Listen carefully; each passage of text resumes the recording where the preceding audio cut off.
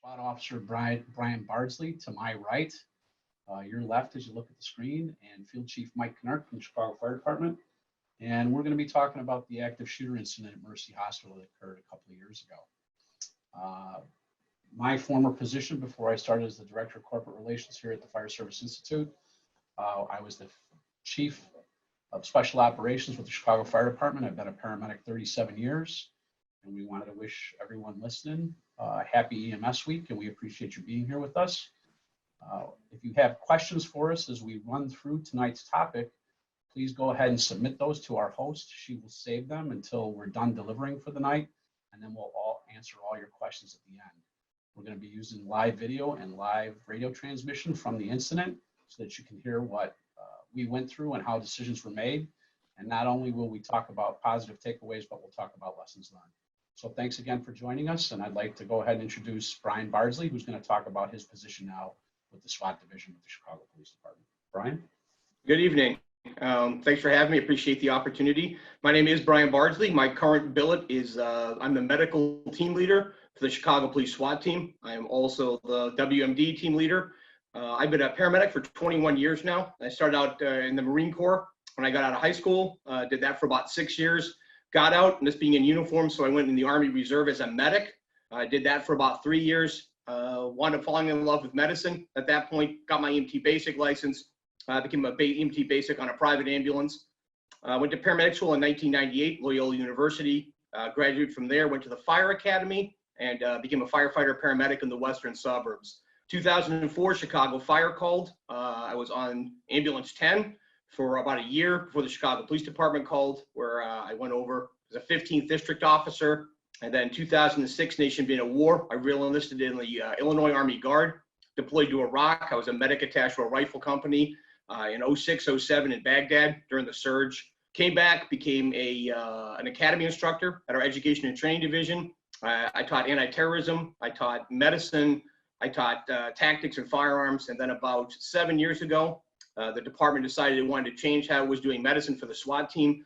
So I moved over there as the medical team leader, and that's where I've been ever since. And that was my billet when the actual event happened at Mercy Hospital.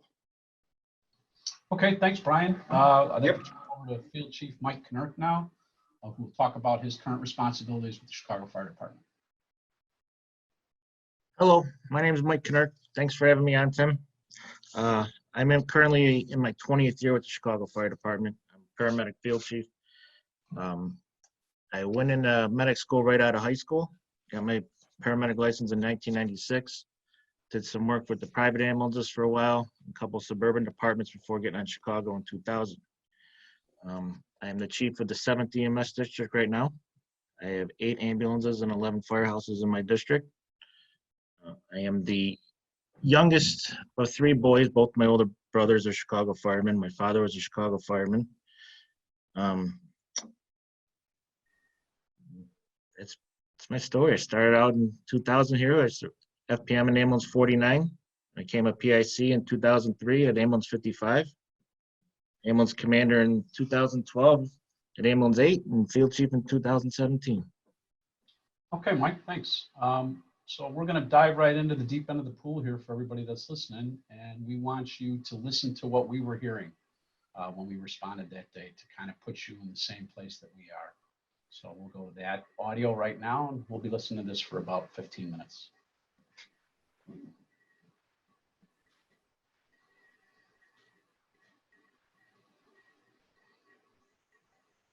131. 131. Can you get an event number for that, please? Yes, sir, I'm sorry. It's 08546. 121. Is that 821? 121. 121. Go ahead, sir. Yes, ma'am. I believe you got a auto accident at Harrison and Franklin. That is the same accident that we were on. The guy just waved us down. He just relocated to get out of the way. Great. 10-4. 133. 133. 133 units and 1 on the citywide. We're getting person with a gun. 2525 South Michigan coming in with details to follow. Male Hispanic, 25, Juan Lopez, black jacket. Caller says she doesn't see the gun, but he threatened he would shoot her and himself. No further information. Zone 4 station clear. Yeah, 163, we're right around the corner. Zone 4. What time of the description? Male Hispanic, about 32 years old, in a black jacket. 163, boy, can you put it on our box? Zone 4. And it's also coming in as an assault in progress at 2510 South King. The caller says she's leaving Mercy, so we're getting 2525 South Michigan and 2510 South King, somewhere between there. All right, we're getting another call in front of the emergency room for that person with a gun. In front of Mercy's emergency room, we're getting a male white, black hat, white hoodie, and black coat. Says he has a gun and he's threatening his girlfriend, ex-girlfriend. One more time in the description. Male white, black hat, white hoodie, black coat. 10-1, 10-1, 10-1. Where are you?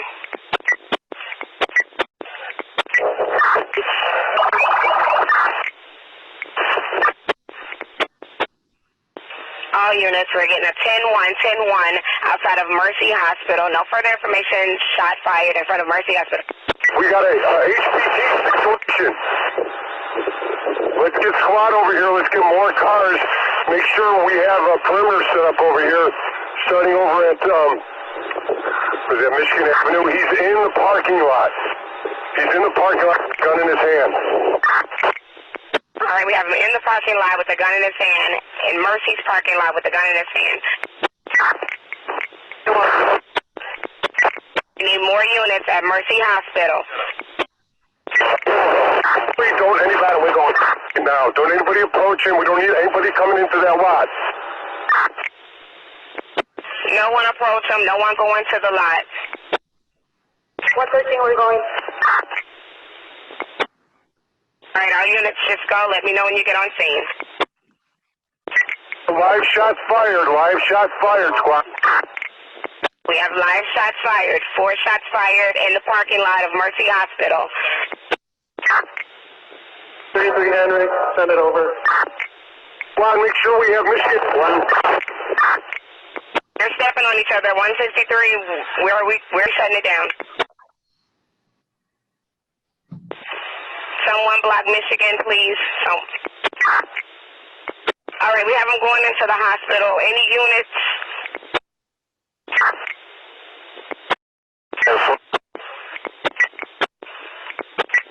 Where is he now? Do we still have eyes on him? 163. So there's a woman down in the parking lot. All right, we'll get him rolling.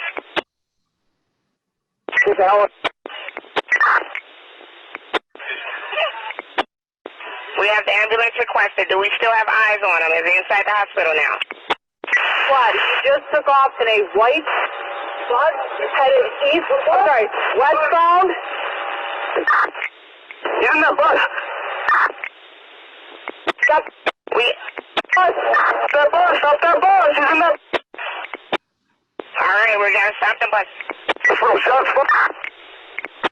Shots fired. Shots fired inside the hospital. We had him in that white vehicle headed westbound. Do we have 2 shooters? We have 1 shooter inside the hospital and 1 fled in a white vehicle. Squad, we need more cars here. We have to get inside this hospital, squad. Any available units to Mercy Hospital? All available units to Mercy Hospital. We have a shooter inside the hospital. Wait. 1800 exit. Team's going that way. 10-4, coming. 63. Griffin squad, offender. We have male white, black hat, white hoodie, black coat. 153, is that the description that you have? Any units with a description on the shooter? Any unit with a description on the shooter? Squad, did he hop on the bus or is he in a white car? 163 is saying that he's in the hospital. A female unit came up and said that he was in a white vehicle headed westbound. 163. 3 has a swab, but it's in the hospital. So we do have him inside the hospital. 165, this guy's got a rifle. Be careful, guys, when he's got to shoot a assault rifle. All right, he has an assault rifle. All units be aware he has an assault rifle. Can we get a description? I'm heading back. More shots fired, squad. More shots fired. More shots fired. We have more shots fired outside the hospital. Be aware he has a rifle. We have shots fired at officers on the Michigan side. Yeah, he came out of closer to the 26th Street side where the family health squad. Right, he's closer to the 26th Street side. Give me the air. 160, give me the air. 160, go ahead. 160, you have the air. All right, we had him on 26th Street by the Family Health Center. Can we get a description on him? He has an assault rifle. What he had on the same thing, black jacket, white hoodie. All right. We have a male white, black jacket, white hoodie with an assault rifle. He's shooting outside the hospital, last seen on 26th near the Family Health Center. 6-6, does anyone have eyes on the shooter? Does anyone have... Oh, he's a male white, looks like he's wearing a black hat, white hoodie underneath with a black jacket. All right, do we have eyes on him now? Does anyone have eyes on him now? Come back in the... All right, he went back in...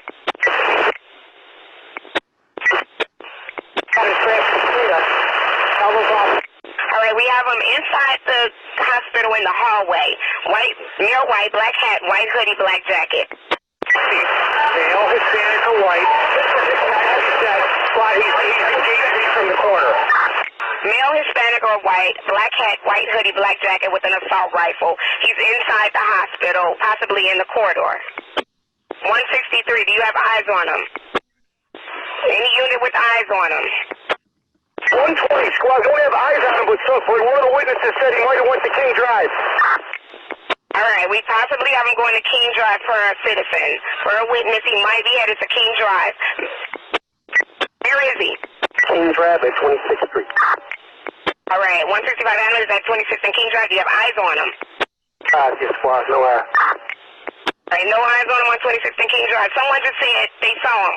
Who sees him? I have another woman shot inside the lobby. I'm making entry. All right, we have another person shot inside the lobby. When I just came in, we have a woman shot. All right, we need officers in the lobby. We have a female shot in the lobby. Which side of the building are you on, 166? Get the officers to move into this lobby now so we can hold this lobby. All right, I need officers to go to the lobby. There's a female shot in the lobby for 166. Just go, please. But I got an officer shot. Inside the lobby. All right, we have an officer shot inside the lobby. PH2, we're overhead. Keep an eye out. Stand for. We have PH2. Does anyone have eyes on him? Any unit have eyes on him now? 120, 160. 190, you got SWAT coming over here. We do. Is the officer shot in the east lobby or the west lobby? Give off the east side lobby. All right, we have the officer shot in the east lobby. East lobby for the officer shot. We need more units over there. Do we have any units with eyes on him? We have eyes on him now.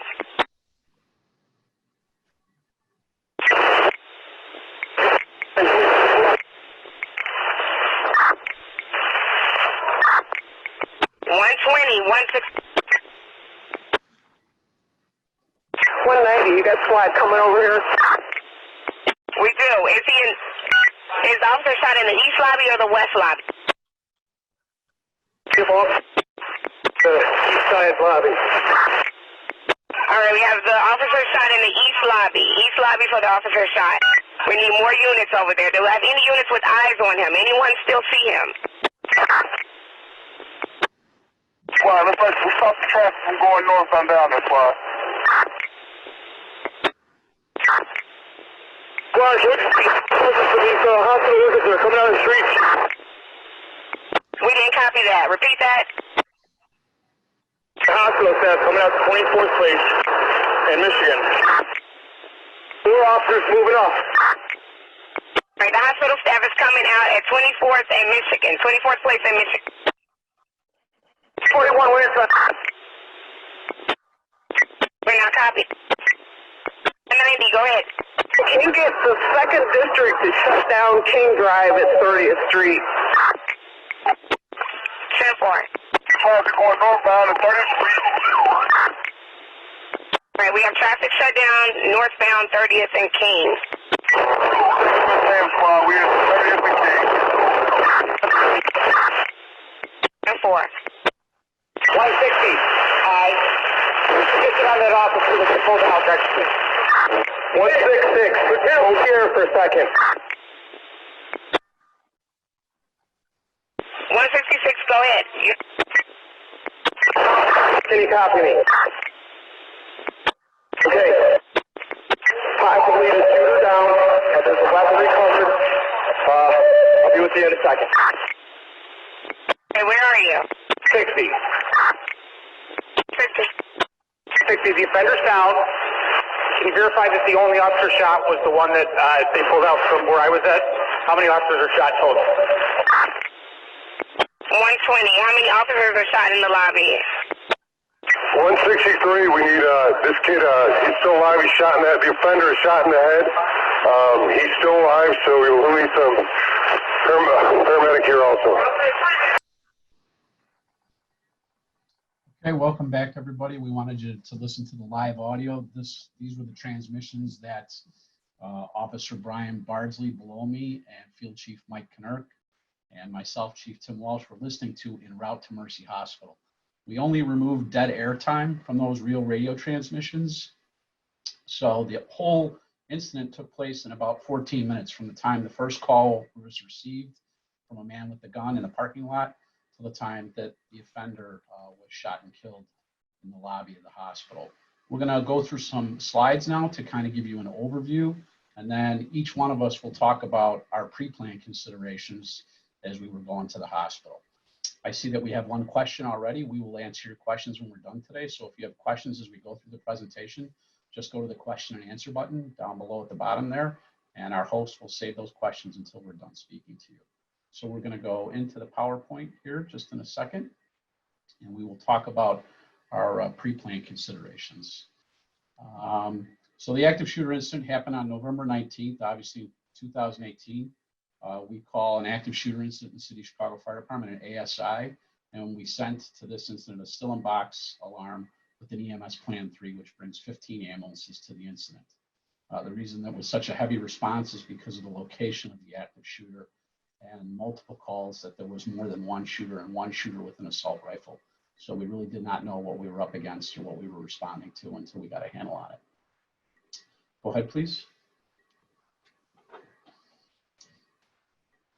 So let's talk a little bit about the background of Mercy Hospital. It's in Illinois Region 11, which is in the city. It's a level 2 trauma center with 292 beds.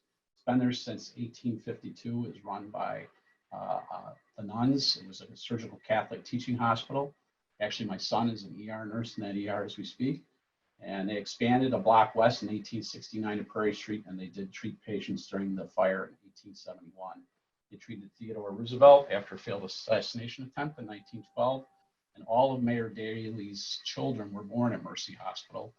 And by luck, Mercy Hospital conducted an active shooter drill the week prior to this incident. Excuse me.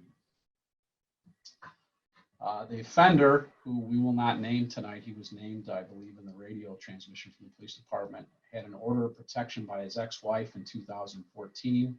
He was employed by the Chicago Housing Authority at the time of the incident. And there were multiple EEOC complaints from female workers at the CHA while he was employed there. He was terminated by the fire department as a single role paramedic in 2014 for verbal and physical abuse against female paramedics that were on the job. And he waited outside the emergency room for his ex-fiancée, the physician, to report to work because they were breaking up and he wanted the engagement ring back.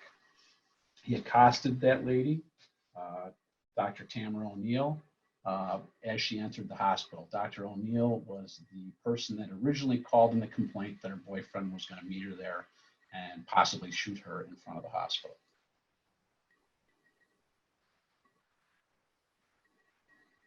We're going to take a look at a newsreel here that kind of gives you an overview. I want you to pay particular attention to the outside of the hospital as people are going in and where the shots are fired from, and then we'll hear about pre-planned considerations from the police department and the EMS division. Witnesses describe a chaotic scene both inside and outside the hospital, and we all learned that it started at the parking lot after an altercation. Chaos on Chicago's South Side. Holy The terrifying moments captured on camera when a gunman suddenly opened fire, unleashing mayhem at Mercy Hospital. Bystanders sent scrambling for cover. The shots was coming so strong, so closely. I thought I was going to be hit by a bullet. As first responders ran toward the danger. There are several people shot inside and outside of the hospital, and we have an officer shot. The deadly shooting killing 2 women who worked at the hospital. And Officer Samuel Jimenez, a married father of 3 who was with Chicago police for less than 2 years. The suspect also deceased. It's unclear right now whether it's by police gunfire or if it was self-inflicted wound. Police say the violence erupted in the parking lot of the hospital, where the gunman and his girlfriend, Tamara O'Neill, an emergency room doctor at Mercy, had gotten into an argument. Witnesses say the man pulled out a handgun, shooting O'Neill multiple times. The gentleman turned around and shot 3 times in her chest. Then when she fell to the ground, he stood over and shot her 3 more times. Investigators say the man then ran inside the hospital where he shot Officer Jimenez and another woman, 25-year-old Dana Less, a first-year pharmacy resident who he did not know. Poor woman that got off an elevator, had nothing to do with nothing, and he shot her. This morning, Chicago police returning to work without one of their own, calling the shooter cowardly on social media. This tears at the soul of our city. Law enforcement and public safety officials holding a procession late Monday night, honoring the hero who made the ultimate sacrifice, protecting that city, now reeling from tragedy. And there are reports out there that the motive behind this shooting was over a broken engagement. However, NBC is waiting to confirm that information. Hoda, Savannah. All right, Kathy, thank you so much.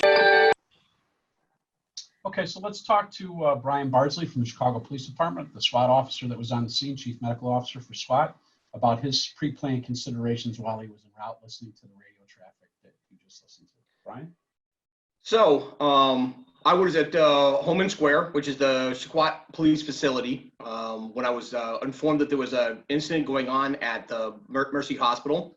So it's not entirely unusual for calls like this to come out initially. So we take them with a grain of salt. We still move very quickly towards them. But, you know, again, so my thought process was thinking about it was a hospital, what we were going to have to deal with when we got there, got in my car, started driving, brought up what we call a zone, which is not what you were just listening to, but it was a kind of a city-wide sort of communications frequency that's very, very congested. When we were en route to the I realized that my car will go over 100 miles an hour when we were responding to that. And then driving that fast, I remember when I was working on my flying lessons, my instructor pilot told me one of the critical things is to aviate, navigate, and then communicate. And I realized that if I was spending too much time listening to the radio and less time to my driving, that I was going to have some problems. So what I really wound up doing was just trying to listen to the radio as best I could. What I came to realize almost immediately is this is a bona fide incident at the hospital. It sounded like there were multiple shooters and that there were multiple victims. So in my mindset, in the law enforcement world, we have a very easy, I wouldn't say easy, we have a very simple process that we follow. We are going to locate, we're going to close with, and we are going to neutralize that threat as fast as we possibly can, with the idea being that we have to stop the killing before we can stop the dying.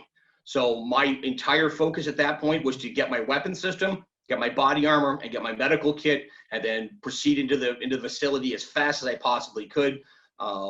When we arrived on station, normally what we would do, and what I did that time, was I switched my radio from the regular police communications to a SWAT frequency that we have that's specific to us.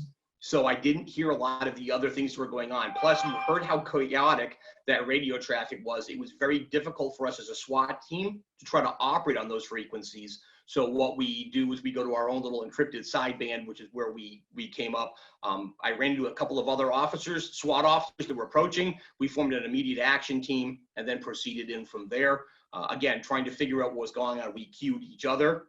What intelligence we'd heard as we were approaching. We saw police officers and fire individuals out front, and we asked them for information. Where's the shooter at? Are there any victims? Things along those lines, trying to gain as much intelligence as we could as we moved in. At that point, we went ahead and formed our team, and then we were going to move in because we, at that point, by the time we had arrived and formed our team, our first-in officers had already located, engaged, and neutralized that threat, which we were hearing over our radios as well. So now, as you heard of the chaos on the radio, as far as multiple shooters, different weapons platforms, we were not satisfied at that time that one shooter was the only one. So what we would do at that point is begin to move through the hospital and try to locate a second threat. If we hear gunfire, we'll move towards the sound of those guns. If not, we feel like we have to go find them. And at that point, that's where we started moving into the tower and doing our clearing from there. Okay. Mike, where did you respond from, and what were you thinking on the way to the run as you were listening to the EMS band and the police band? So I was at 1st District headquarters when the run came in. It's roughly about 2 miles away from there. I was picking up some paperwork. I got the call at 15:25 hours. But it came in initially as us as just a gunshot victim in the parking lot. And they dispatched an ambulance and a fire company there. And as I got in the car, instead of heading over there, I heard the ambulance ask the dispatcher if this was an active shooter incident. This dispatcher told the crew it's not been confirmed yet, but they're going to go out and send it out as one now. So I immediately started thinking, Mercy is a busy place. There's always a ton of ambulances there. Right away, I was wondering how many crews do we have inside the ER at that time, and were they okay? It's 3:30 in the afternoon. It's shift change. You got people leaving work, coming into work. There's tons of patients and visitors there. It was really a target-rich environment, and I knew that this could be a very bad situation. So I started thinking about where I could put my triage unit or my triage area as I got there, because Mercy is a 10 or 12-story hospital. It's floor-to-ceiling windows, and based off the description, I was able to tell that they were talking about the Michigan side by the ER. It's a wide open parking lot facing west. The parking lot leads right up to Michigan Avenue. There's really no good cover there for a triage area, except the only thing I thought of was right by the ambulance bay. There's a big canopy that covers the ambulance bay from the rest of the hospital. So I knew if it was okay with CPD that area was deemed safe, that we could set up a triage area in there. That was really the only spot in that area that was protected from line of sight from the hospital. I thought about the staging area too, where that was going to be, because there's really no good area out of sight to put a staging area. And setting up a tactical channel, which I set up on the way there. I told the dispatcher, I have all the companies when they arrived to switch over to the channel we're using. And I got there pretty quick. When I got there, it was a massive amount of police cars. And I pulled up right next to you, Tim, and we went in from there together.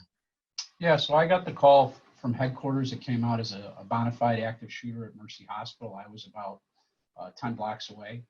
Headquarters is at 35th and Michigan. I knew that it was occurring on the emergency room side, so that's the side that I reported to. Some of the things that I was thinking about in my current role was that we had multiple shooters there. I was concerned about secondary devices, maybe this being a possible terrorist incident. So there was a multitude of thoughts that were going through my mind, and I was listening not only to the police band, but the EMS side, and I was also getting intel from the fire alarm office that we had 2 ambulances inside the emergency room that had dropped off patients, and they were sheltered in place inside the hospital, and they could hear the gunfire. That was the information I believe they were speaking to dispatch via their cell phones from a closet somewhere inside the emergency room. So I knew that we had our own people trapped inside the hospital, and I didn't know how many shooters we had on scene. So let's cover our tactical objectives now and go back to the PowerPoint now that all 3 of us are on the scene. Brian, we're going to go to you, and I kind of want you to talk about, we're going to talk about sides of the building, the information that we had on the radio, the parking lot, considerations that were made by SWAT and by the fire department as we went into the building. So as we're looking at this slide, I'll go through a couple of slides, Brian, and then I'll bring you in to talk about it. The picture on the bottom left-hand corner, as you look at the screen, that is the emergency room entrance on the Michigan Avenue side of the building.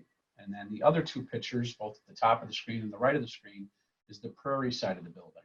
So if you were with us in the beginning of the presentation, you were hearing officers saying that they were entering from the Prairie Avenue side. So that was the tactical A side of the building. The B side of the building would have been 26th Street, the C side of the building, Michigan Avenue, and the D side, 25th Street. The circle that you see in this picture in the parking lot on the Michigan Avenue side that we're pointing out now is where Dr. O'Neill was shot and killed by the offender as she tried to exit the building out to her automobile. And that's where officers from the Chicago Police Department sheltered her and immediately got into a gun battle with the offender before he entered the hospital. Those two police cars that you see in the center of your screen, those officers pulled up and protected that physician. They drove into live fire to shelter her from any more bullets, to try to protect her from the offender. And that was the Michigan Avenue side of the building. Here's the Michigan Avenue tactical entrance where both the police department and fire department ultimately entered. And then I'm going to have Brian take it from here. Brian, I want you were in the building before Mike and I were, because you're with SWAT. And the way that we operate in the city is that the area has to be secure for us to enter. So SWAT and the tactical officers with long guns, which is a requirement, they move in as teams. And Brian, could you please talk about that protocol rather than me doing it?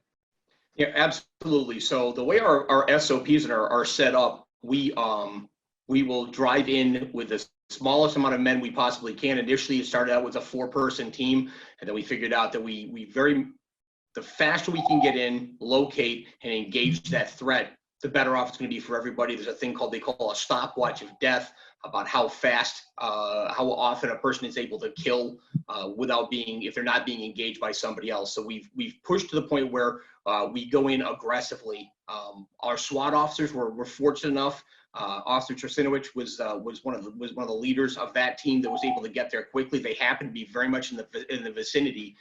You probably heard how they were repeatedly asking whether SWAT was on the scene or not.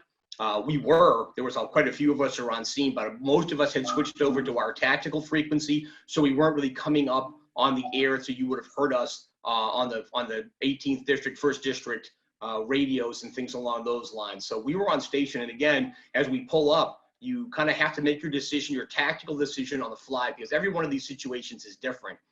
We'd heard a long gun, so as we're running into the building, I parked on the 25th and Michigan side as I came in. Of course, you're looking up to see if there's any sort of fire coming down. You're looking at where victims are at. You're looking where police officers and fire personnel are set up. That gives you an idea of where they perceive cover to be. But at the end of the day, our main job is to drive as aggressively as we possibly can on that threat. So aside from looking as we were running up, our mission was to get in the emergency department, and then from there we effectively ride to the sound of the guns. It sounds very dramatic, but that's literally what you do, is you're listening for gunfire. As we came up, we were talking to the police and the fire personnel that are outside, trying to gain intelligence from them.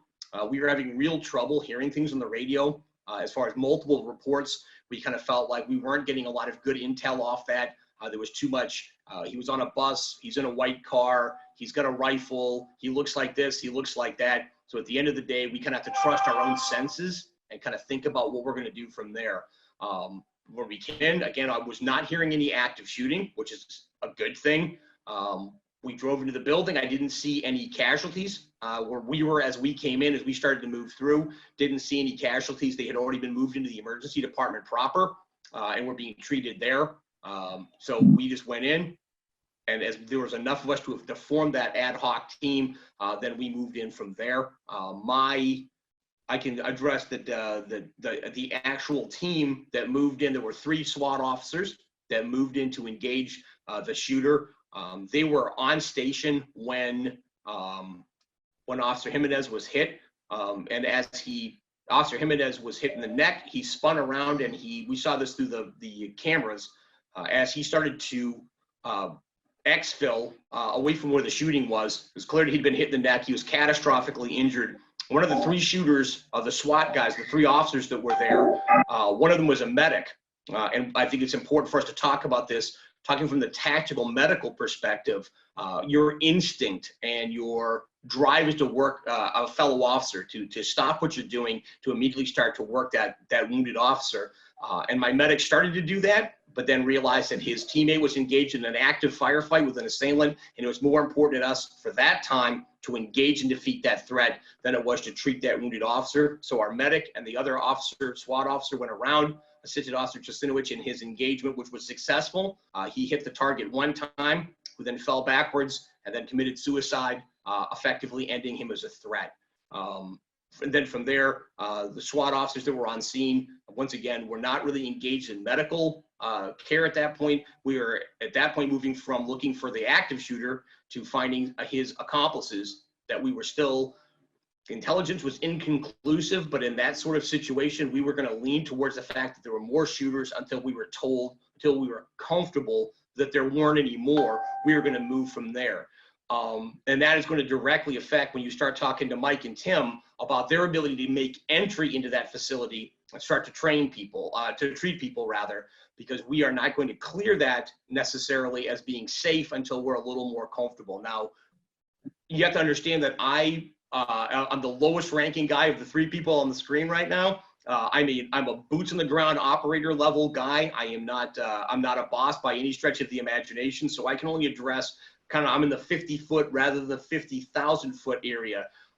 Ideally, we put together teams of officers that will then escort medical personnel into the hot zone. I think Tim and Mike can address that more effectively than us. But from a SWAT perspective, we were still very much engaged in the idea of locating any additional threats. Again, trying to stop that killing before we can get fire and to stop the dying.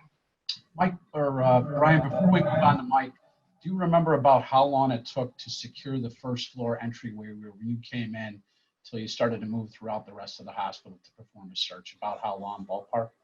So I can tell you that the one thing I can tell you for sure is that from the point of the first call coming in until our SWAT officer had gone ahead and engaged him was 2 minutes and 58 seconds. And at that point, follow-on officer should have had the actual lobby area and the emergency department secured, because that was the first thing that we moved into. So we had already cleared that driving on the threat. Officer Jimenez and a lieutenant had moved into the building, had located the shooter, and they were the ones who directed our SWAT officers towards the active shooter. So at that point, technically, that facility should have been secured.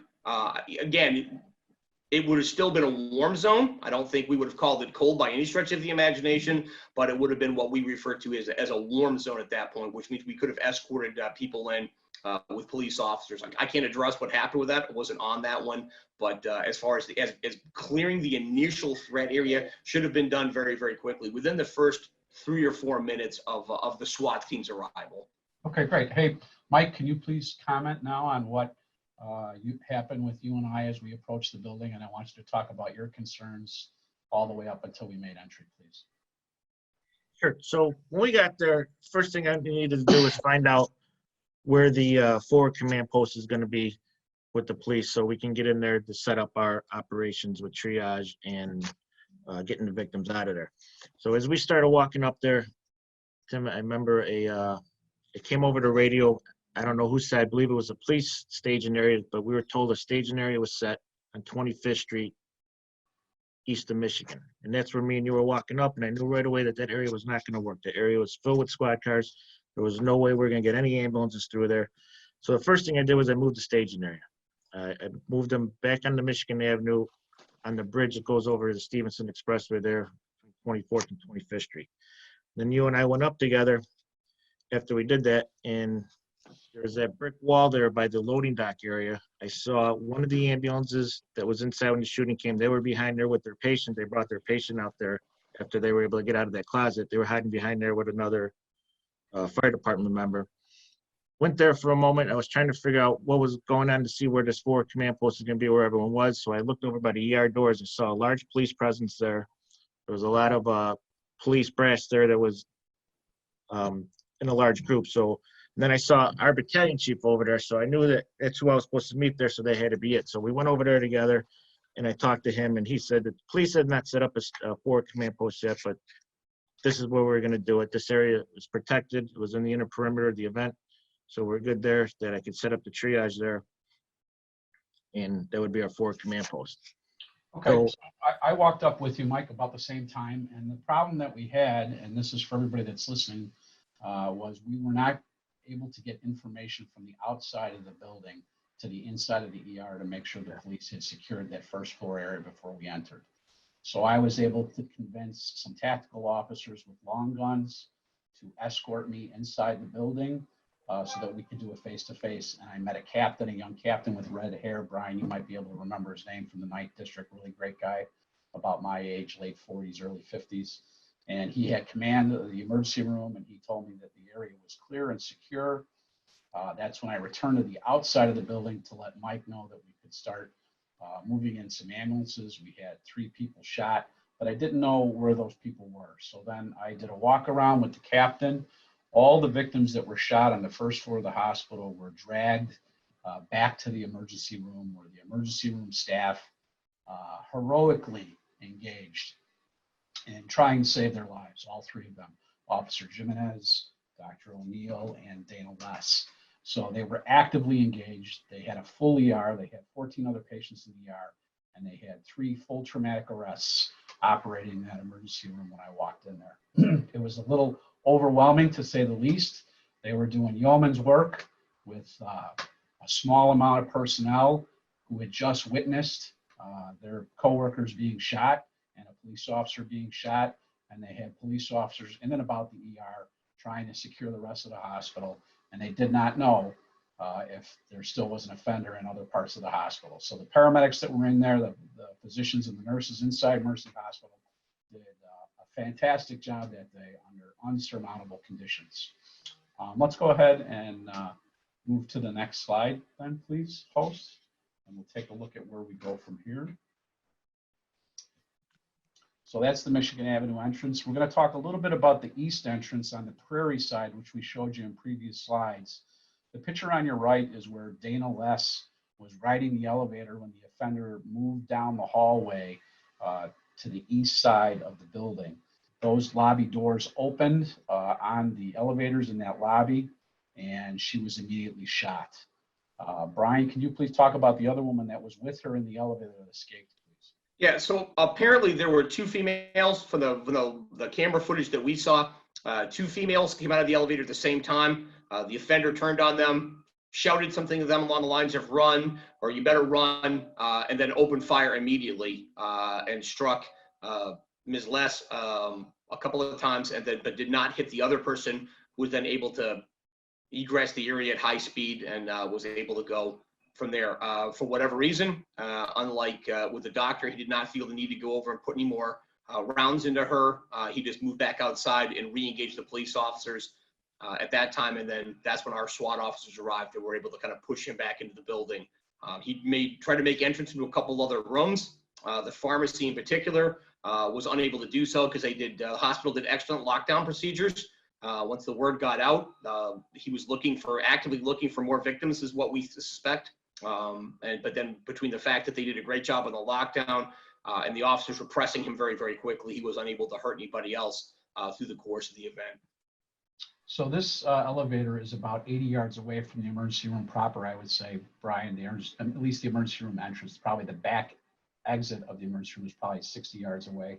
And both Dana Less and Officer Jimenez were dragged back to the ER, I believe, by CCD and some fire department personnel that were in the building, so the treatment could begin in a safe area where they were protected by police officers, and that's where we found them. We can go ahead and move to the next slide, please.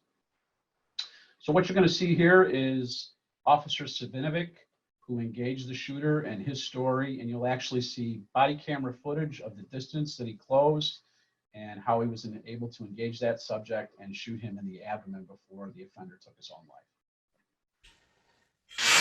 in a perfect world, I mean, there will be no names on these walls, but we don't live in a perfect world. Walking the memorial for fallen officers, Elvis Russinovich knows the pain of losing a brother in the line of duty. Russinovich was one of the 3 Chicago police officers honored for their bravery in stopping a shooting at Mercy Hospital. When they pulled up, they heard the gunshots, and they did what the heroic officers always do. They ran towards that gunfire. They still got shots fired. 4 more shots heard, 1 more shot. It's still shooting. Police radio calls sent officers rushing into a gun battle. I got 5 units responding that way from downtown. The trouble started outside the emergency room of Chicago's Mercy Hospital. Within minutes, dozens of officers, including Officer Russinovich, descended on the hospital while the gunman was armed with multiple magazines. Police say he was involved in a domestic dispute with his former fiancée, an emergency room doctor. When he started shooting, Dr. Tamara O'Neill was shot and killed in the parking lot. The gunman then ran inside the hospital, where he also killed pharmaceutical resident Dana Less as she got off an elevator. What we saw was chaos. We made our way into the hospital. I came upon a lieutenant from the 1st District and Officer Samuel Jimenez. They had the site of the shooter, where he's at, and they pointed him out to me. As Russinovich heard the bullets flying past him, another officer's gun absorbed one of the shots, possibly saving his life. I knew that we had to close distance to him. It was kind of far. It was about 80 yards down the hallway. Immediately after seeing us, the shooter opened fire, and he struck Officer Jimenez. Dropping to his stomach from over 70 yards away, Russinovich fired the shot that struck the shooter, ending the shooting. And as a police officer, you don't get to see action every day, and you don't want to see action. You just want to come to work, do your job, help the people. Officer Samuel Jimenez was a father of 3 who had only been on the force for 18 months. He paid the ultimate sacrifice. He didn't return home that day. Ryan Young, CNN, Chicago. So the actual footage that you saw, the body camera still shots, are up on the top of the screen here. So you can see the SWAT officers in the center picture at the top of your screen engaging, moving down that hallway to engage the offender. And then on the left-hand side of your screen, as you look at it, that is an actual picture of the offender as they first turn the corner to move down that hallway. And then there's a replication on the far right-hand side of your screen there of what officers Staging and the other 2 SWAT officers saw as they turned the corner. The tactical officer whose gun protected him from another gunshot, probably a very lucky day for him. And the bottom picture on the screen, and then Officer Jimenez, who lost his life. He was mortally wounded with a 9mm gunshot to the neck. Correct, Brian? That's correct. Transected the carotid artery. Okay. I'm going to let Mike talk about this slide here a little bit. This is a huge response for us. We're very lucky that we have a large amount of manpower, both in the police and fire department, that's able to respond quickly. Most fire departments that'll watch this and EMS departments don't have that ability to put that many people on the street. That's why interagency cooperation amongst county sheriffs, local police, state police, and fire protection districts and EMS response agencies are so important in your pre-planning. So Mike, would you talk about all the people that were on the scene here for a minute, please? Yeah, so in the first column there with all the chiefs, the 2nd Battalion, he was with me in the 4 command post. It's his still district. He was one of the first ones there. Battalion 4 came up. I believe he was the plans chief. He was in the command van running the communications force. 215 is the chief of fire operations. He's basically the 3rd in command of the fire department. He was the highest ranking person there. 221, he's the 1st district chief. It was his district. 219 is another exempt rank, along with 2128 was Chief Walsh. 451 was the EMS plans chief, who was handling communications. I was 457. 458 was another EMS chief that was there. They were there to oversee the triage area, but they ended up doing managing RIT instead. Battalion 1501 were there. 4412 would be my immediate supervisor. That's the assistant deputy chief paramedic. That's the chief paramedic of the south side. And then 2111 is the chief paramedic in the city. 443 is from our supply logistics. And the fire companies here, they were the response teams. Yeah, I'm going to jump in here, Mike, and give you a hand. That's a lot to remember. So we had about 10 or 12 fire suppression units, 17 ambulance, and then 10 auxiliary units, including the 8818 and 8819 are our mass casualty units because we weren't sure if there was another shooter on the scene yet. So we wanted to make sure that we had enough equipment there to be able to respond if we had more than 3 shooting victims. So we are resource heavy and manpower heavy in the city of Chicago. At least we were. I don't work there anymore. I'm since retired. But like we talked about before, it's very important for you to have a pre-plan for this type of event in your city. There were only 3 people shot at this incident. And as Mike discussed in an earlier episode, and Brian, for any ambulance in the city to pull up on 3 people shot is unfortunately a routine occurrence in the city of Chicago. So we're quite familiar with how to operate in that context. But on this day, we weren't sure of how many people that we would be taking care of. So that's why there was a heavy. You can go ahead and go to the next slide, please, host. So Brian, I'm going to let you talk about this. These are photos of the hands up, palms out section, and we'll talk about how those commands are given to civilians inside the active shooter area so that they can be identified. So would you please tidy that up for me? Absolutely. So this is one of the things that law enforcement in general tends to take a little bit of criticism for. People don't really understand it. They feel it's unduly harsh, especially when you see some of the active shooters at schools or things along those lines where you see doctors or nurses or you see students, teenagers coming out with their hands over their heads. And one thing you have to understand is that when we move into an active shooter situation, it's not unlike being in Iraq where the enemy unfortunately does not wear uniforms. It's not clear who the threat is necessarily. So as we move into these environments, we will generally give commands to people to put their hands up with their palms out and keep moving. A lot of them will be asking them for intelligence. As they're moving forward, we're also looking for things like wounds. We're looking for possible weapons on them, but we're definitely trying to move them out in such a way that that doesn't endanger us as we're moving forward, and which is why you're going to hear that. And if you look at those pictures, as people coming out, and we don't like to do it any more than I think than anybody else would. We realize these people are already traumatized, but in the heat of the moment, we've got to get them out. If we've decided not to shelter them in place, we've got to get them out. We've got to get them to a position of safety, and we've got to do it in a way that's safe for us as well. So again, we'll tell people to keep their hands up with their palms out, continue to move towards us. Again, trying to get whatever intel we can from them, trying to see if there's anybody wounded that they maybe need to be taken care of. But that's exactly how we're going to wind up doing those sort of things. A lot of it will depend on a lot of the people in the hospital did decide to go into lockdown mode, which is a very smart move.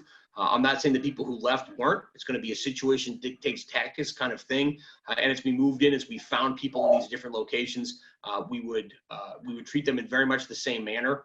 We would not burn them out on the ground. We wouldn't search them or things along those lines, but it would be the same thing. We would have them put their hands up. If they don't match the description of anybody we're looking for, or they're not behaving in a manner that makes us concerned, then again, we'll just send them. We'll try to move them through a corridor to where they can be taken out of the building from there.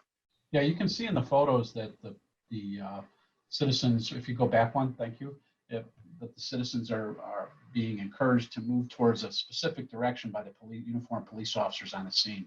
So one of the takeaways that we'll talk about later that we're going to show you now is we were smart enough on the fly. Somebody on the outside of the building, was not me, don't know who did it. I believe it was the police and one of the fire department commanders. They started to commandeer CTA buses so that we could protect these people and detectives could interview them later, and we could also tend to their needs. We sent a couple of ambulances over there to check to see if anybody was having any physical complaints or emergency medical complaints. So there's still other things that have to go on. There's people that need to be taken care of. and detectives need to speak to people that were involved. So we could go to the next video and kind of show that now. Police officers responding to reports, and these are live pictures of shots fired near a hospital, Mercy Hospital in Chicago. Police are now asking people to avoid the area. Again, reports of multiple victims now. These are live pictures here. CNN's Athena Jones following this breaking news story. Athena, what is the latest we're hearing from Chicago PD? Hi, Jim. Well, we have the chief communications officer of the Chicago Police Department who has been tweeting about this for the last several minutes. The very latest information is that officers are on the scene doing a methodical search of Mercy Hospital. He says at least one possible offender has been shot, and he's calling on the public to avoid this area. This is the area around 26th and Michigan. We looked at the map. It's a little bit south of downtown Chicago where all of this is unfolding. I can tell you that the first tweet sent out was about half an hour ago by this same communications officer for Chicago PD, saying that there were reports of shots fired, reports of multiple victims. And so this is still being investigated. We know that the police are on the scene and they're searching the hospital, but we're still waiting for details about how many people may have been shot, whether anyone was killed. And as I mentioned, this communications officer from Chicago PD says at least one possible offender is shot. So it seems that they don't even know if how many possible offenders there may have been. So a lot of details we still have to wait to emerge. You can see some of the issues that Brian and Mike and I all talked about earlier in some other slides. You can see Police officers. You can see the police cars and ambulances that are parked all over the place, and the area of the parking lot to the west of where the shooting took place that had to be searched for additional offenders, and was actually cleared by bomb techs and a dog later in the response to make sure there were no secondary devices. I'm going to have Mike Knirk jump in now, Chief Knirk, and he's going to talk about the removal of the shooting victims. That was his area of expertise, and that's what he handled at the scene. Mike? Okay, so when we had the all clear to start moving victims out, you came up, that was when you came up to me and said that we're good to start moving people out, bring the ambulances up. I called into the staging area to have the first 4 ambulances, I believe, come up to the front of the hospital. We had a communication breakdown where they were not allowed entrance in there. They were stopped by another chief officer who didn't know that the scene was secure until you were able to tell them, let them in. The ambulances came in. First ambulance that came up there, they removed Officer Jimenez. And yeah, he was first, and then Dr. O'Neill, and then Dana Less was right afterwards. It went pretty smooth after they got cleared through. Again, the top picture there, the firemen, those are the CFD response teams. They're firemen that will go in to retrieve victims. But in this case, we didn't need to do that because the emergency room was already secure. We were able to have the ambulances come, or they brought the hospital beds out, and we transferred them right there in the hallway right out to the ambulance. So the response teams didn't have to go in and retrieve victims to bring out to the ambulances. We were able to do basically a bed-to-bed transfer, which made it quicker and easier. Some of the other okay to go, it went pretty quick. Yeah, the firefighters and paramedics who were there that day did a great job. The firefighters were ready to go in. We'll talk about some of the equipment that they carry. You can see it up in the upper left-hand portion of your screen. They carry a quick response bag and a trauma treatment bag. The trauma treatment bag is basically for stopping major bleeds and applying tourniquets. There's no ALS care provided in the warm zone, as Officer Bardsley talked about earlier. The firefighters' jobs, most of them are all EMTs, some of them are paramedics, is to just make an initial stop with a tourniquet or a clotting bandage, and then remove that victim as quickly as possible, most expeditiously out to a waiting ambulance so that we can get them to a trauma center.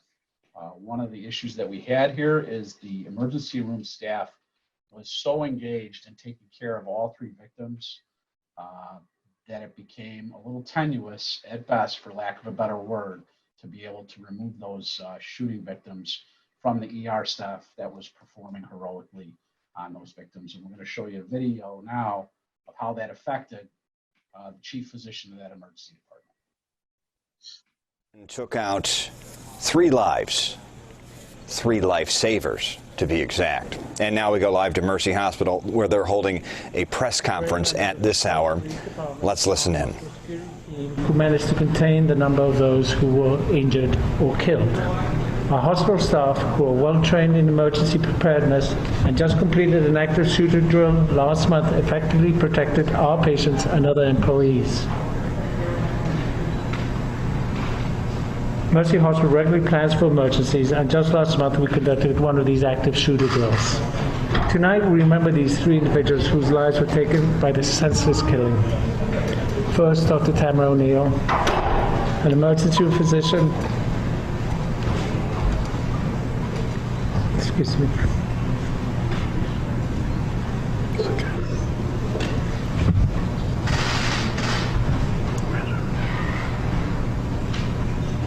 Who is dedicated to caring for her community. A wonderful individual. Dana Less, a first-year pharmacy resident who is 25 years old, in training to be a pharmacist. Excuse me. She was a recent graduate of Purdue University and joined us in July. And obviously, Officer Samuel Jimenez, who is just 28 years old. And we cannot thank him enough for his courage and bravery today. Our emergency department currently is closed until tomorrow, and we are focused on continuing to care for our patients, and will be providing emotional and spiritual support for our colleagues who endured this trauma in this hospital today. A hospital should be a safe place. Every shooting in America is a tragedy. It is a national tragedy. And it is especially senseless when a shooting occurs in the healing space of a hospital. We want to thank the members of our Catholic health system. Took out.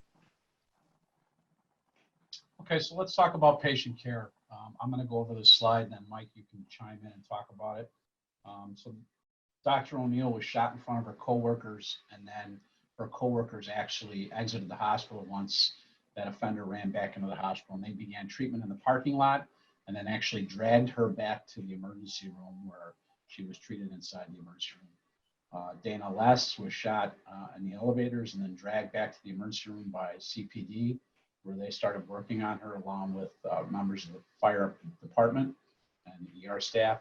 And then obviously Officer Sam Jimenez, who was in full uniform, he was a uniform officer, was shot in front of the emergency room workers and then dragged back to the emergency room as well. As we discussed before, all 3 victims had traumatic injuries. At most type of incidents, this probably would have been a crime scene. Brian and Mike and I have talked about that with our paramedic background, but because they were emergency room physicians and an intern, pharmacist, and a uniformed Chicago police officer, they were all transported to level 1 trauma centers, each one individually to a different place, so that we gave them the best chance of surviving. The arguments that ensued in the middle of the emergency room were arguments that are going to happen when an active shooter response happens in a hospital.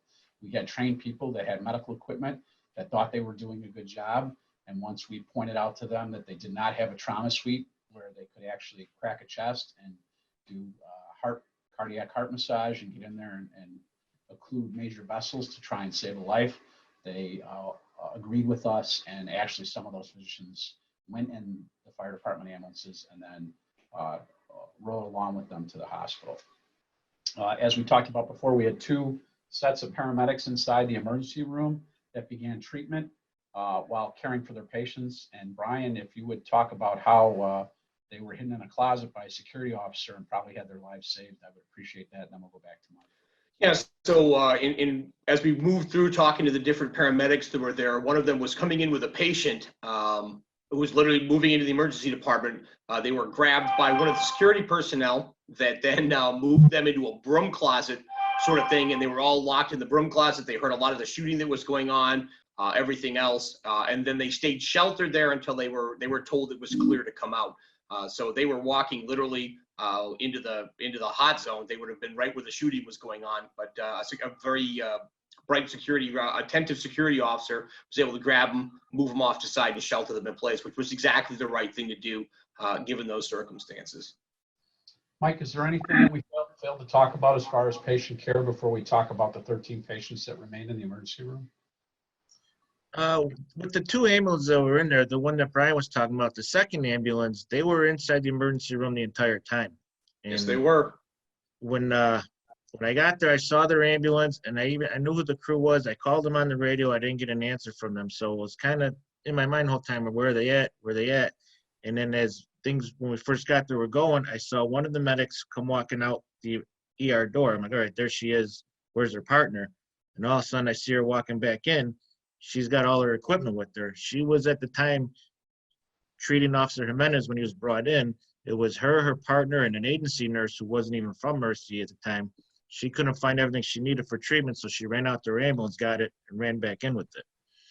If I can address that really quickly, for our officers, it was a little bit of an eye-opening experience. They grabbed Officer Jimenez. He made it a few steps before he collapsed. They grabbed him, they drug him immediately to the emergency room, and then there was nobody in the emergency room at that time. They had all, run, hide, fight, correctly so, had kind of pulled out of the emergency room at that point, and they were looking for somebody to help. They were. You could almost see inside their minds that they were completely unprepared for there to be nobody in the ER.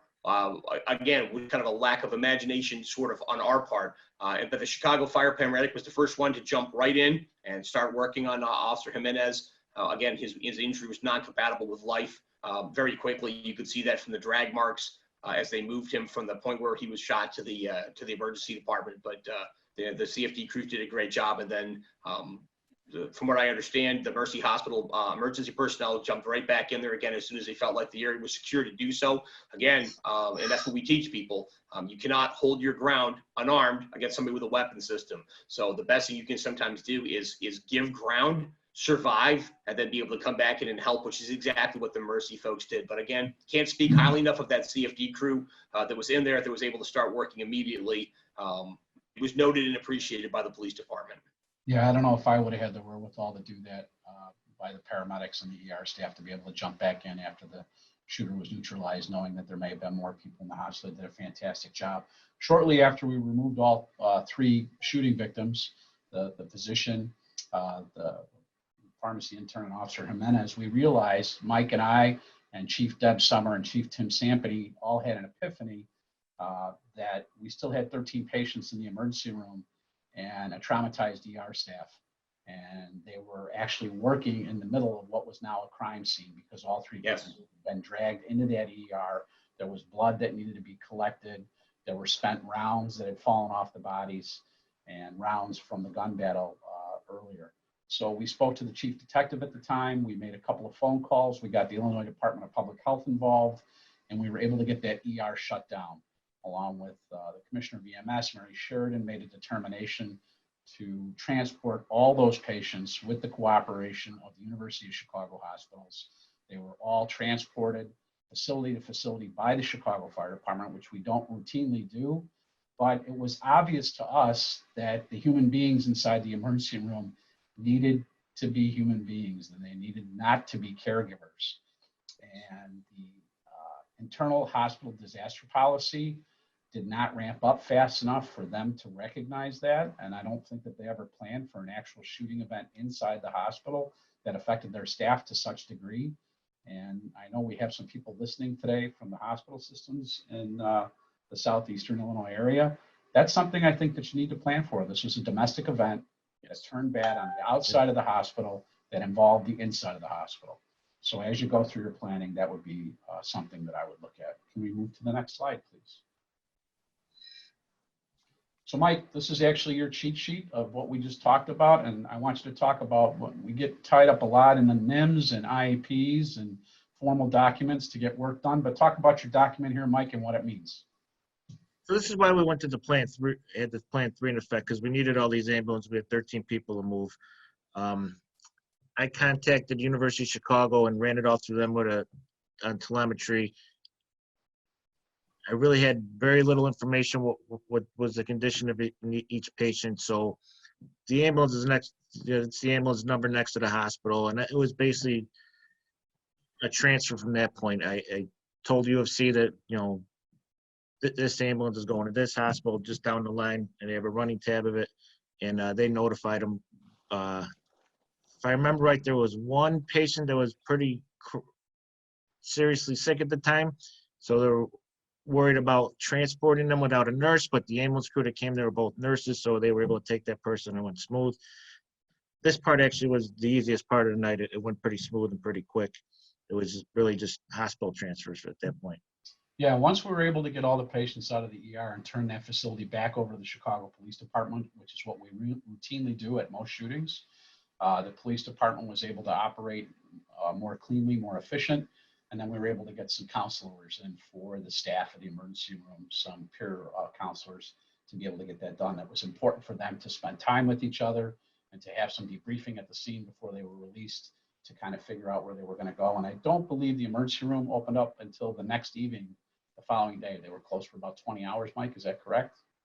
Yeah, I think that shooting was on a Monday. I don't think they opened till Wednesday morning. Okay. That started at 7 o'clock shift.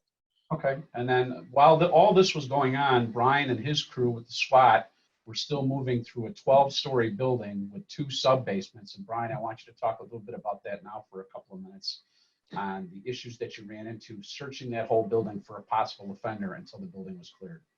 So as you know, without going too much into our specific tactics, techniques, and procedures, which we're a little bit reticent to do, we had put a couple of teams in there. We had started to move through the building. One of the issues that we found that we had was access to different doors and things along those lines.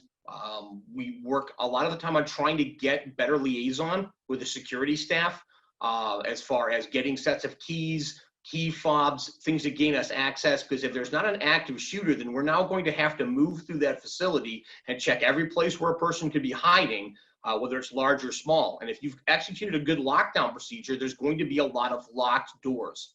So if the hospital has some sort of rather duress code, where if you knock on the door, they'll ask you a question, and you'll have a specific phrase that you're supposed to give them back again for them to open the door. If you don't know that phrase, especially people who are scared, who think there's an active shooter on the loose, it becomes very, very difficult for us to move through and without having to physically breach a lot of doors and things along those lines. One of the Mercy security officers volunteered to go with us. He knew that we were hunting who we thought was a person with a long gun, with a weapon system that was very, very dangerous. He was unarmed and unarmored and still volunteered to go with us. Again, I can't speak highly enough of that in the heat of the moment. It's one of the bravest things I've ever seen in my life, that he came with us with his keys and was able to give us a lot of access moving through. We had some issues moving into the psych facility where the nurses there, because of the nature of the population, the census there, were very reticent to let us go and do a search. So we kind of had to build a very rapid understanding with them about how we would be able to clear that. Because there's no way for us to know that they were just simply concerned about their patients, and there isn't in fact somebody who's holding a hostage around a corner. So it becomes immovable, was it irresistible force versus the immovable object? A SWAT team trying to move through, had a bunch of nurses trying to protect their patients. So we got through it. We were able to work through it, but these are considerations that both SWAT teams or law enforcement officers, because most active shooter situations are not handled by SWAT, they're handled by patrol officers. It was very unusual that we were able to get so many SWAT officers on that scene so quickly. So again, this isn't just a SWAT issue by any stretch of the imagination. This is something that needs to be moved down to the lowest level police officers on the beat that will be responding to these things. So one thing that we try to do is build as good a liaison with security personnel, try to get one of their radios, maps if possible, because quite frankly, I had no idea of the lay of the land of that hospital. Neither did any of my teammates, because it just wasn't a place that we go. And then from there, again, an ability to get through all the different doors and things. If there are duress codes, we need to make sure that those are also contained for us, and some sort of go bag at the front door. Again, this is not a negative reflection on Mercy Hospital security at all. They did a phenomenal job between saving the CFD crew that came in, assisting us. I can't speak highly enough of that security thing. It's just a matter, I think we would have worked better with a little more liaison. And again, in the city of Chicago, with as many hospitals as there are, it becomes somewhat difficult from a logistical standpoint to get that done. But I think a lot of the time that is time well spent in the pre-planning phases. Fire is way ahead of us on doing pre-plans. Maybe something we should do a little bit more of at some point. But those were our main concerns as we were moving through the hospital. We cleared most of that 12-story tower, when they decided finally that the intel driven was that there was only the one offender, and they just kind of pulled us back down at that point, and we kind of moved into a reserve sort of status at that point. Yeah. Yeah, I appreciate that. That's some very insightful stuff. I think we're going to move into our lessons learned and our positive takeaways now into the PowerPoint, and we'll talk about some of the stuff that we learned from this incident. We did spend a lot of time, the Chicago Police Department and Chicago Fire Department, drilling on this with tactical drills where we all participated in the areas that we talked about today, and then tabletop drills for our command staff at different venues across the city, which we deemed were probable targets going forward for not only an active shooter, but a multi-threat incident. And that's something that you can do in your hometown with other agencies.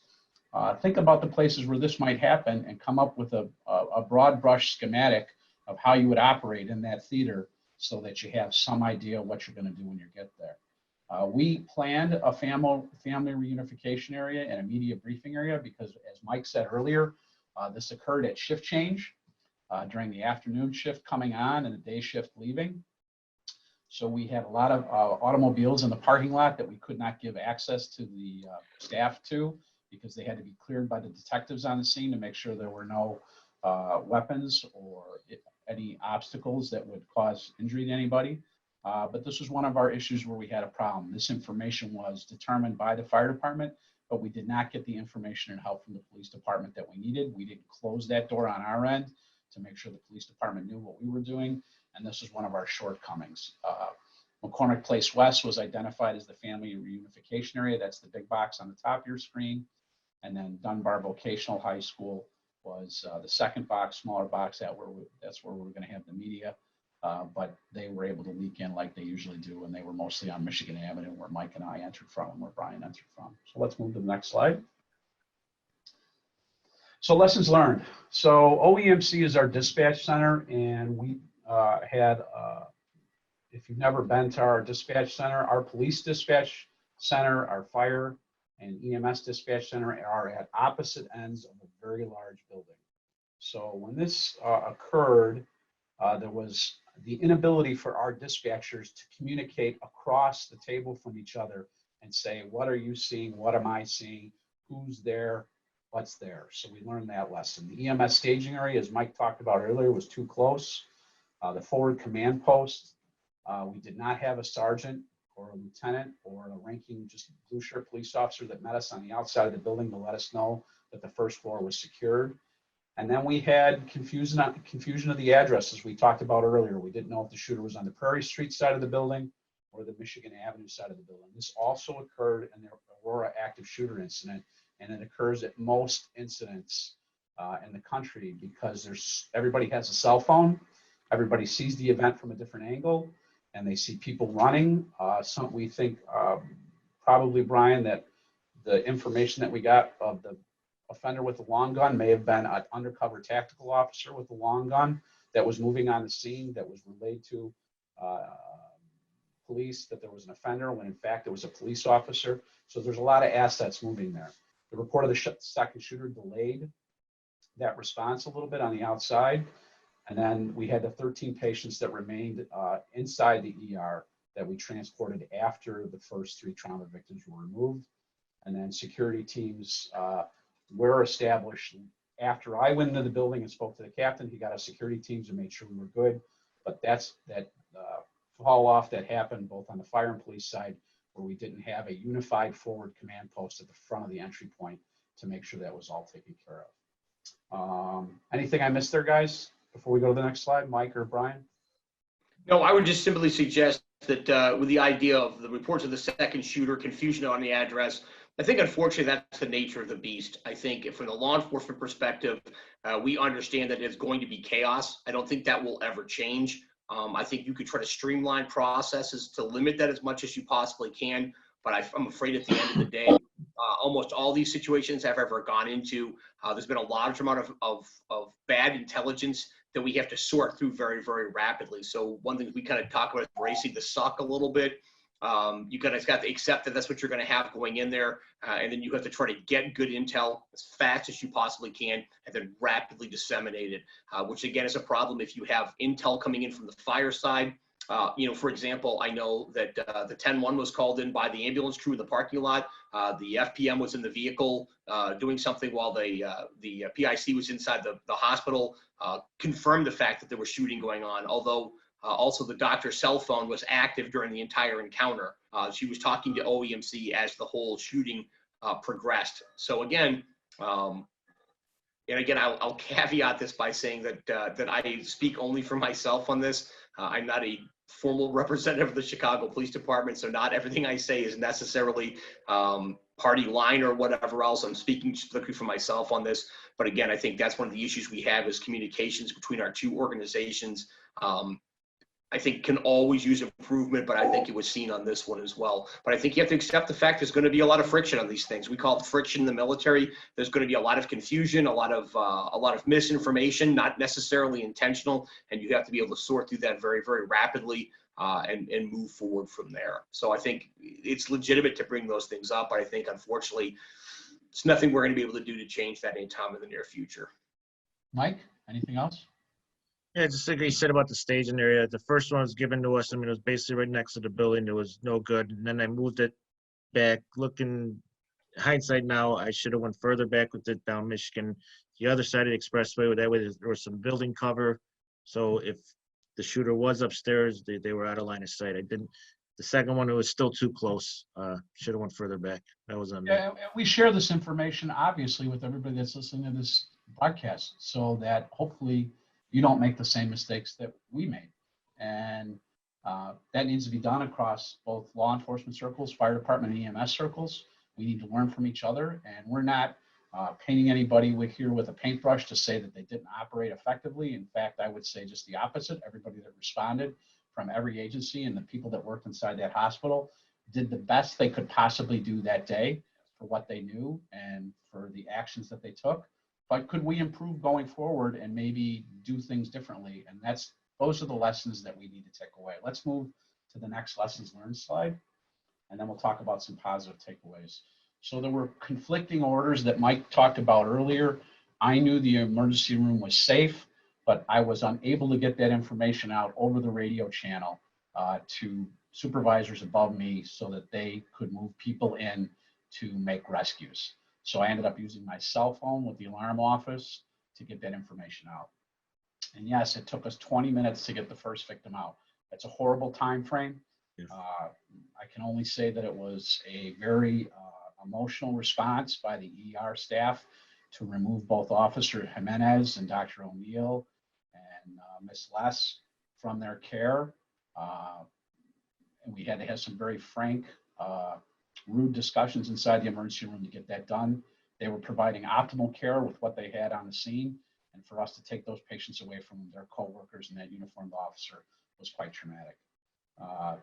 Fire and EMS worked well on relocating patients along with CPD back into the ER to make sure that treatment, even though all three were mortally wounded, worked well. And then we had the issues that we talked about earlier with family reunification. At most of these events, Brian's talked about it, I've talked about it, I think Mike has, communications are going to be poor via the radio. Our best communication work happened on that scene when I spoke to Brian or Mike face-to-face on the scene, and we could have a frank discussion about which direction we were going. So the radio is a fallback position for all of us to get information, in my opinion. It's not a tool to deliver information. If you can get near the person and deliver that information face-to-face, especially in this type of situation, I think you'll be much better off. Gentlemen, anything else? Brian, please go first on any of those bullet points. Nope, I totally agree with everything you just said on there. Again, this is more out of my wheelhouse on it. Radio communications, again, as always being poor. But again, I would just like to echo what you said, that I think the encounter overall was a success compared to what it could have been. I think everybody did the best that they could do within their equipment limitations and everything else, and their best was very, very good. Again, speaking from the law enforcement perspective that I can address, the best, it was handled very well. We can always improve, but I'm very, very happy with how it went from where I was sitting. Mike, anything else on that before we go to takeaways? Yeah, a couple of things. Like I said, the first victim, 20 minutes to removal, that's way too long. I mean, we've always been trained 10 minutes or less from when you get on scene, package them up, do what you need to do, and get going. It was just too long. And then, like you said, face-to-face was the best way. There was too much communication breakdown. There was people walking all over each other. Messages weren't getting through that you thought got through. Just everything that was communicated face-to-face went smoothly. Everything that went over the radio, there was a delay or there was back and forth, and just face-to-face was so much better. Yeah, as we move into the last few slides here, I would invite our participants to go ahead and send any questions that they had. Just go to the question and answer button on the bottom of your screen, because we'll be answering those very shortly. We're going to go into some positive takeaways now. We had about 4 slides left, and then we'll take any questions that you have. It was necessary for immediate response decisions to allocate resources, which basically means we upgraded the incident, like we talked about, very heavy in the beginning because we weren't sure what we had. The CTA buses were used for evacuation and for carrying of victims. And then the most important lesson that we learned here, and I want Brian to talk about this bullet point, it's necessary to quickly engage and contain the shooter to prevent mass casualties. So we've seen all across the country that if the police department moves in with small teams, even uniformed officers, not tactically trained officers in this instance, to engage and remove the physical threat, the outcome of people involved and the people that are shot is actually less. Brian, would you please speak on that? It's a concept that we've really drilled on aggressively, the same way that you see times on scenes in the pre-hospital world being limited as much as possible, realizing there's a few things you have to do very, very well. The same thing happens in our world. And again, it's a very simple process that we are going to have officers go in aggressively. And again, the somewhat dramatic term we use is ride to the sound of the guns, which is exactly what we train our officers to do. And it's become the industry standard. Starting off with Columbine, where they put a perimeter up and waited for SWAT to show up. Again, that's not the way we do things anymore. Now the onus of that will fall on the individual beat officer, who will form either win individually or in a very small team, and we'll start moving forward to try to find that offender and get them dealt with. Again, from our standpoint, 2 minutes and 58 seconds speaks for itself. That's almost unheard of in the active shooter world, that we were able to locate and eliminate that threat as quickly as we did. It cost us Officer Jimenez. He was one of the people that pointed out where he was at. His death was very much not in vain. The offender had several magazines and clearly the will to use them. And Officer Jimenez was one of the reasons we were able to find him as quickly as we would and go ahead and deal with him. But that's literally what the mission is to stop the killing in order for us to be able to stop the dying.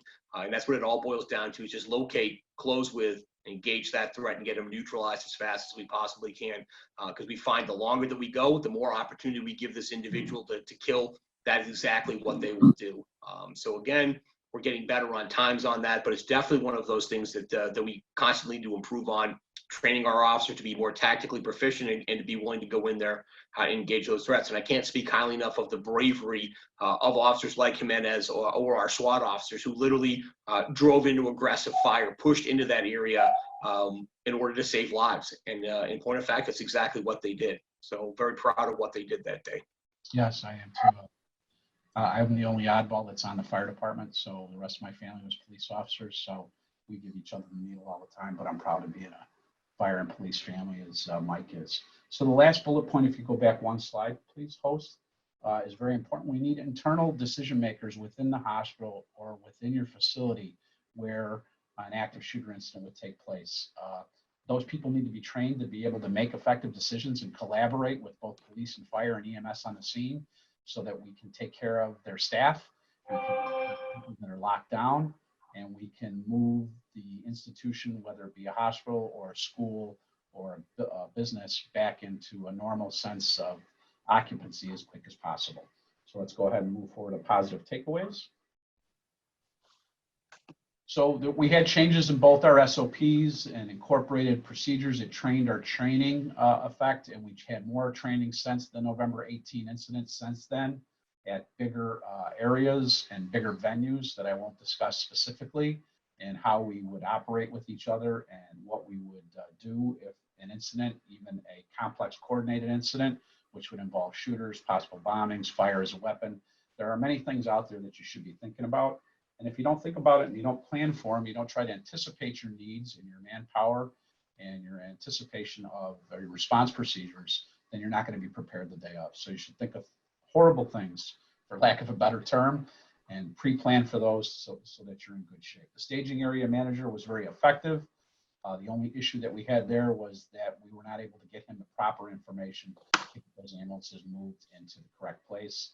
And then forward command was established quickly and then reestablished due to the ongoing threat, and we were able to push people in the hospital as soon as we made communication with the police. Mike or Brian, anything on that before we go to the last slide? Nothing from Brian. Mike, you good? Go ahead. Good. Push forward. Okay, we'll push forward one more. So the incident command post was established quickly off-site with command officers. And then this is probably the biggest thing that I talked about earlier, the creation of the Major Incident Council. So now when we have a major incident in the city of Chicago, we get an EMS dispatcher, a police dispatcher operating on that major zone, and a fire dispatcher, all sitting at the same desk, same council, with the ability to listen to each channel so that they can effectively communicate and provide resources to the needed area of the city. We can do that in multiple councils up in OEMC now, so that if we have a complex coordinated attack with different attacks all over the city, we can provide resources to each separate event with key decision makers from the OEMC. And we stand up other officers and fire officials that would respond to the OEMC to support those decision makers so that we can get that done. CPD worked well to secure the building in 4 hours. Comms were established quickly, but we were overwhelmed. That's why we have some different radio channels that we removed now. And ultimately, we removed 23 victims. 3 red, the actual murdered victims, Dr. O'Neill, Dana Less, and Officer Jimenez, and then the 20 victims from the emergency room later on that day. And there were a couple of removals from the buses where we protected and sheltered people in place until the detectives got done. So we would be remiss, all 3 of us, if we didn't speak of the 3 victims that lost their lives that day and made us better responders, and hopefully you a better responder by talking about it. Remember them in a way that allows you to respond more effectively, to take care of the people in your neighborhood, your citizens, your people that work for you, work beside you. And so Dr. Tamara O'Neill, Officer Samuel Jimenez, and pharmaceutical intern Dana Less were murdered senselessly, but hopefully their lives were not in vain. Hopefully it will provide a better response. This is the fallen officer lineup that happens each time we lose a member of the police or fire department in the city of Chicago outside the Cook County Medical Examiner's office. It's quite emotional for all 3 of us and for every uniformed officer in both the police and fire department to talk about. This is where they are first taken for an autopsy right after the initial event. And you can see agencies from all over the state responded there to help stand at attention and to honor Officer Jimenez. And then this is Officer Jimenez's funeral, full duty funeral, and he had only served with the police department for 18 months prior to being murdered by the defender at Mercy Hospital. We appreciate you joining us tonight. If you have any questions, we have taped this whole delivery so that it can be used by training organizations in the state of Illinois and hospitals and EMS systems. You can email me at the below address, and we would also be remiss if we didn't thank both the Chicago Fire Department and Chicago Police Department for all the information that they were honest and able to serve and share with us tonight so that hopefully you can provide a response that's applicable to the area that which you serve. I want to thank Field Chief Michael Knerk for putting up with me for 20 years that he was on the fire department. And I appreciate you doing this with me. And SWAT Officer Brian Bardsley, who actually we worked together on a bunch of different committees. And I used to irritate Brian quite frequently because he wears his heart on his sleeve, and I could see when I made him angry. But he was more than a stand-up fellow to talk about all this today and talk about SWAT's role in this event. So we'll be online here for maybe a few more minutes if you have any further questions. If not, we're going to sign off for now. That's the end of our presentation, and we appreciate you joining the Illinois Fire Service Institute for this active shooter presentation on the Mercy Hospital active shooter incident. Thanks for joining us.